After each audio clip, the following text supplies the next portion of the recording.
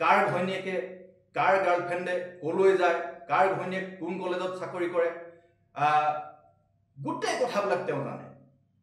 এনেকুৱা এজন বহুবল্কী মুখ্যমন্ত্ৰী, সৰ্বজনতা মুখ্যমন্ত্ৰীয়ে যদি কৈ দিয়ে তেওঁৰ মন্ত্ৰীসভাৰে এজন প্ৰভাৱশালী মন্ত্ৰী অশোক সিংঘাল ডাঙৰীয়াই এই মাটিখিনি দখল কৰিছে নে নাই কৰা এইটো তেওঁ নাজানো বুলি ক'লে আমি কেনেকৈ বিশ্বাস কৰিম?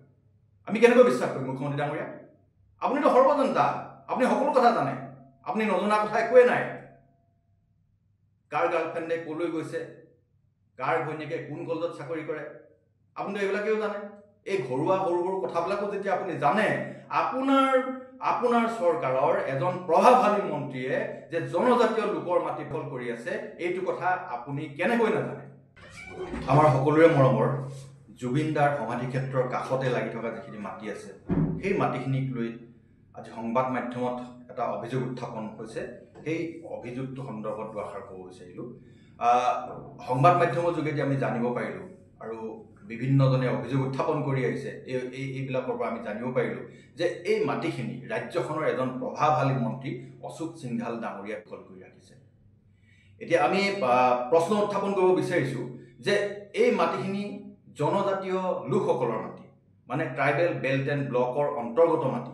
এই ট্ৰাইবেল বেল্ট এণ্ড ব্লকৰ অন্তৰ্গত মাটিখিনিত এজন অজনজাতীয় লোকে, এজন অনা অসমীয়া লোকে কেনেকৈ দখল কৰিব পাৰে? তেওঁ মাটি কিনিবই নোৱাৰে, তেওঁ মাটি কিনাৰ অধিকাৰেই নাই তাত। এই মাটি কিনাৰ য'ত অধিকাৰ নাই তাত তেওঁ মাটি দখল কৰি তেওঁ তাত নিৰ্মাণ কাৰ্য চলাবলৈ কেনেকৈ সুবিধা পালে? এইটোতো এটা ডাঙৰ কথা। আৰু এই সম্পৰ্কে আজি মুখ্যমন্ত্ৰী ডাঙৰীয়াক প্ৰশ্ন উত্থাপন কৰোঁতে সাংবাদিকে প্ৰশ্ন সোধা আমি দেখিছোঁ সংবাদ মাধ্যমত।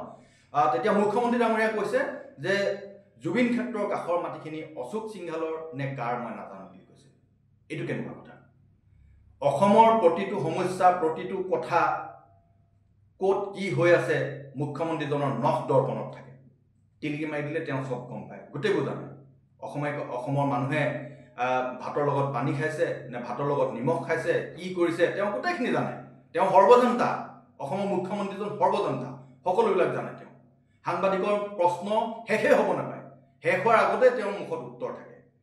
কাৰ ঘৈণীয়েকে কাৰ গাৰ্লফ্ৰেণ্ডে কলৈ যায়, কাৰ ঘৈণীয়েক কোন কলেজত চাকৰি কৰে, গোটেই কথাবিলাক তেওঁ জানে। এনেকুৱা এজন বহুবল্কী মুখ্যমন্ত্ৰী, সৰ্বজনতা মুখ্যমন্ত্ৰীয়ে যদি কৈ দিয়ে তেওঁৰ মন্ত্ৰীসভাৰে এজন প্ৰভাৱশালী মন্ত্ৰী অশোক সিংঘাল ডাঙৰীয়াই এই মাটিখিনি দখল কৰিছে নে নাই কৰা এইটো তেওঁ নাজানো বুলি ক'লে আমি কেনেকৈ বিশ্বাস কৰিম? আমি কেনেকৈ বিশ্বাস কৰিম মুখ্যমন্ত্ৰী ডাঙৰীয়া? আপুনিতো সৰ্বজনতা, আপুনি সকলো কথা জানে, আপুনি নজনা কথা একোৱেই নাই।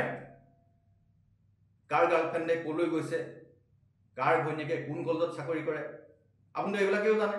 এই ঘৰুৱা সৰু সৰু কথাবিলাকো যেতিয়া আপুনি জানে, আপোনাৰ চৰকাৰৰ এজন প্ৰভাৱশালী মন্ত্ৰীয়ে যে জনজাতীয় লোকৰ মাটি দখল কৰি আছে এইটো কথা আপুনি কেনেকৈ নাজানে? ঠিক আছে, আমি নাজানে বুলি ধৰি ল'লোঁ আপোনাক। এতিয়া আপুনি এইটো বিচাৰ কৰক যে এই মাটিখিনি আচলতে অশোক সিংঘালে দখল কৰি আছে নে নাই। এই মাটিখিনি যদি সঁচাকৈ অশোক সিংঘালে দখল কৰি আছে, আপুনি অনতিপলমে এই মাটিখিনি দখল মুক্ত কৰক।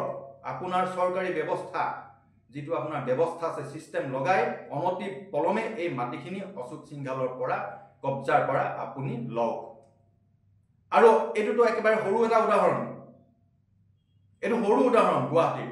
গুৱাহাটীৰ ওচৰে পাজৰে এনে বহু মাটি আছে, জনজাতীয় লোকসকলৰ যিবিলাক মাটি আছে, জনজাতি লোকসকলৰ সুৰক্ষাৰ কাৰণে গঠন কৰা এই যিকেইটা 30টা আৰু 17টা 47টা ট্ৰাইবেল বেল্ট এণ্ড ব্লক আছে অসমৰ বিভিন্ন জিলাত, এই সকলোবিলাকতে মাটি দখল কৰি আহিছে।